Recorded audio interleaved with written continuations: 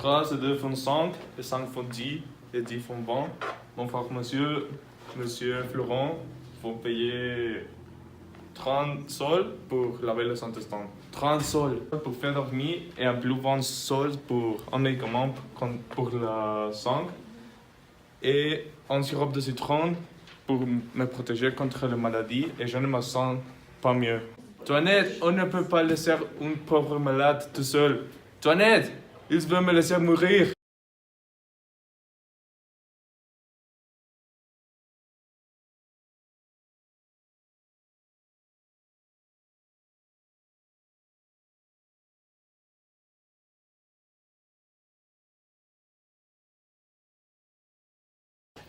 Ne trouves-tu pas, Toinette, qu'il est bien fait de sa personne? Sans aucun doute.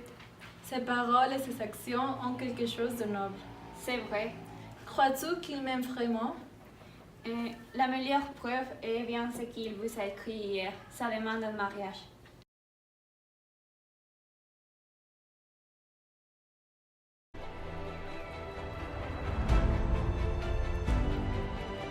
C'est un grand garçon, jeune et bien fait, Oui, mon père. très honnête. Le plus honnête du monde. Il va devenir un médecin. Lui, qui vous l'a dit? Monsieur Argonde, c'est son neveu. Cléante, nouveau de Monsieur Pourquoi? Non, il s'appelle Thomas Diafarou. Nous avons décidé ce mariage ce matin. Il va venir demain. Je vous conseille de lui chasser un autre mari. Non, elle se marie avec le fils Diafarou ou je la mets dans un couvent. Non. Oui, elle doit prendre le mari que j'ai choisi. Je lui interdis. Je ne veux pas qu'elle épouse votre Thomas Diafarou.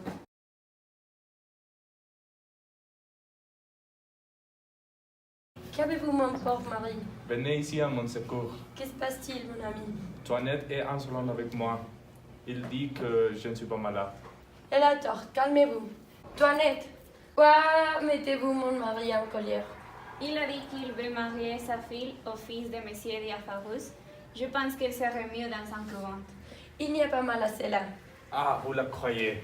C'est insolent.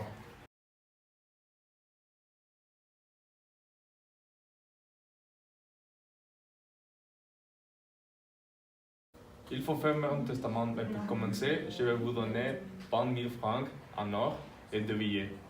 Non, non, je ne veux pas, mais combien dites-vous? 20 000 francs, mon amour. Ne parle pas d'argent, s'il vous plaît. Mais combien sont les billets? J'ai entendu parler de testament. Je pense que Béline veut obtenir tout l'héritage et que votre père ne vous laisse rien après sa mort. Ça m'est égal si mon père me laisse libre de mes sentiments. Je n'aime pas votre belle-mère et je vous promets d'agir pour vous. Il faut prévenir Cléante du mariage que mon père a décidé.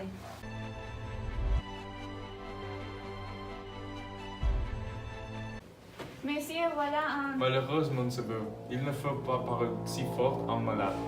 voilà un homme qui veut vous parler. Qu'il entre. Monsieur, Parlez plus doucement, s'il vous plaît. Le cerveau de monsieur est fragile. monsieur, je suis ravi de voir que vous vous portez mieux. C'est faux. Monsieur se porte toujours mal. Il a raison. Ma fille, votre professeur de musique, ne peut pas venir aujourd'hui. Voilà la personne qui la remplace. Ah, ciel! Pourquoi cette surprise? C'est une aventure étrange. Comment? Cette nuit, je rêvais d'un homme qui me portait secours. Quelle surprise de voir que monsieur ressemble à cette personne.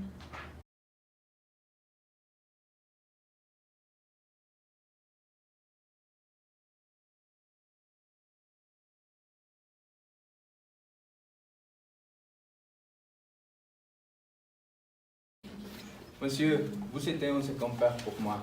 Vous m'avez choisi. Je viens aujourd'hui vous dire mes très respectueux hommages. Allons, saluez, monsieur.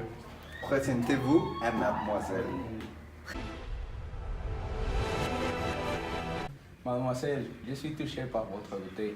Vos yeux adorables et tendres regards attirent mon cœur.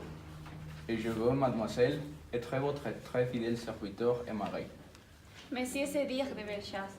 Que dites-vous de cela? Monsieur, parlez très bien. On doit avoir plaisir à faire partie de ces malades. Je suis content d'être son père. Mon fils n'a pas beaucoup d'imagination, mais il n'est pas méchant. Et puis, il écoutait toujours l'opinion de nos anciens.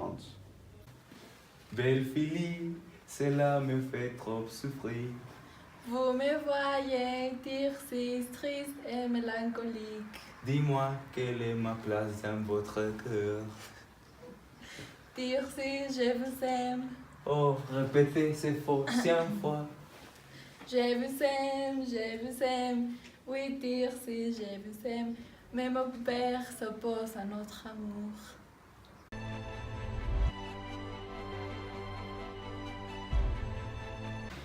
Vous voulez penser en mariage, mais vous voulez choisir votre époux.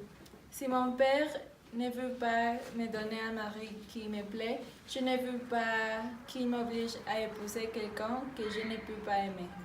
Monsieur, je vous demande pardon. Je veux un mari pour l'aimer sincèrement. Ce n'est pas le cas de toutes les femmes. Certaines, par exemple, ne pensent qu'à l'argent. Quelle insolente. Un homme a venu dans la chambre d'Angélique. Eh bien, Il a dit qu'elle était un professeur de musique. et encore? Il lui a dit qu'elle est la plus belle du monde. Et après? Il lui a demandé de sortir et il lui a baissé les mains. Eh bien, mon frère, comment vous portez-vous? Très mal. Cela est ennuyeux. Je n'ai plus la force de parler. Je suis venu, mon frère, pour proposer un mari pour Angélique. Ne parle pas de ma fille Angélique. C'est insolent. J'ai décidé de la mettre dans une couvent dans les prochains jours. Pourquoi voulez-vous la donner en mariage au fils d'un médecin? C'est un genre qui me convient. Mais le choix est-il pour elle ou pour vous? Pour elle et pour moi, j'ai besoin d'un médecin. Donc, vous ne croyez pas dans la médecine? Non, je ne crois pas qu'un homme peut-il guérir un autre. Mais donc, qu'est-ce qu'on fait quand on est malade? Rien, il faut se reposer et laisser la nature. Mais il peut aider la nature. Tous les médecins disent les mêmes choses. Ils ne savent pas parler. Ils connaissent toutes les maladies en grec en latin, mais regardez les faire. Ils ne savent pas le guérir.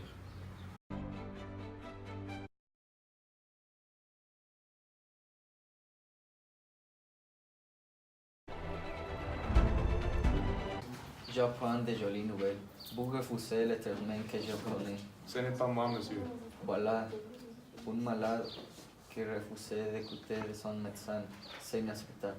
Cela est vrai. C'est contre le médecin. Vous avez raison. C'est mon frère. C'est fini. Je ne veux plus avoir aucune relation avec vous.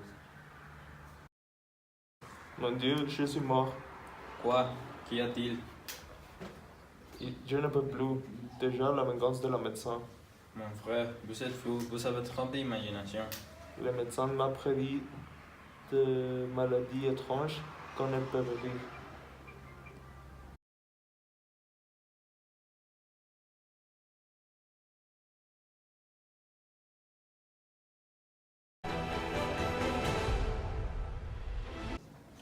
Donnez-moi votre pulse.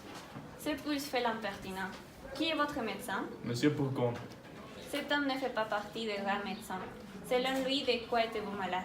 il dit que c'est de foie et d'autres disent que c'est de la rate. Ce sont tous ignorants. C'est du poumon que vous êtes malade. De poumon, Oui, que sentez-vous? j'ai parfois mal à la tête Les poumons. et parfois mal à le ventre. Les poumons, vous digez.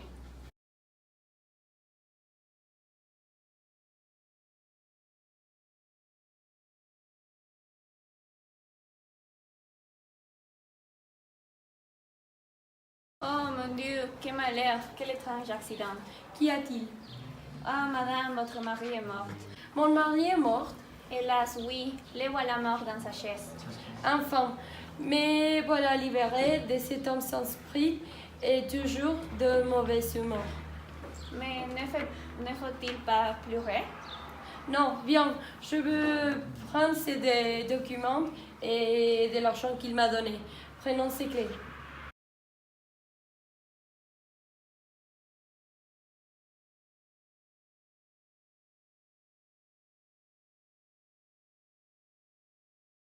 Ah, ma fille, viens, je ne suis pas mort. Je suis heureuse de connaître tes sentiments pour moi. Oh, quel bonheur de vous voir en vie. Permettez-moi de vous demander, mon père, de ne pas me donner d'autre mari si vous refusez la demande en mariage de cliente. Mon frère, pourquoi s'opposer à cette demande? Oui, devenez médecin et je vous donne ma fille. D'accord, pour l'amour d'Angélique, médecin, pharmacien, même si vous voulez. Mais mon frère, pourquoi ne pas devenir médecin vous-même?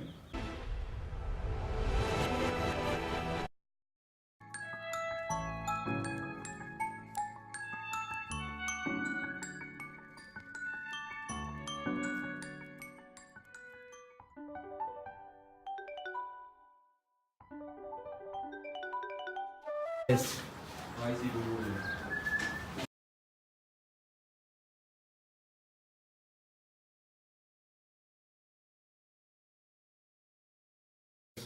Un homme est venu dans la chambre d'Angélique. Eh bien, Il a dit qu'elle était un professeur de musique.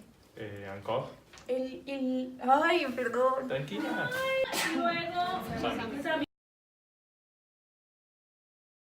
Vosotros es el último, ¿eh? Sí. ¿Quién esto? ¿Eh? No, nada, no,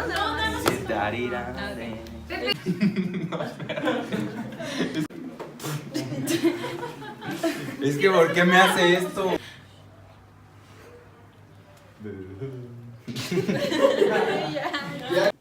Belle Philly, c'est la Belle Philly, c'est la me fait trop souffrir. Vous me voyez triste et mélancolique.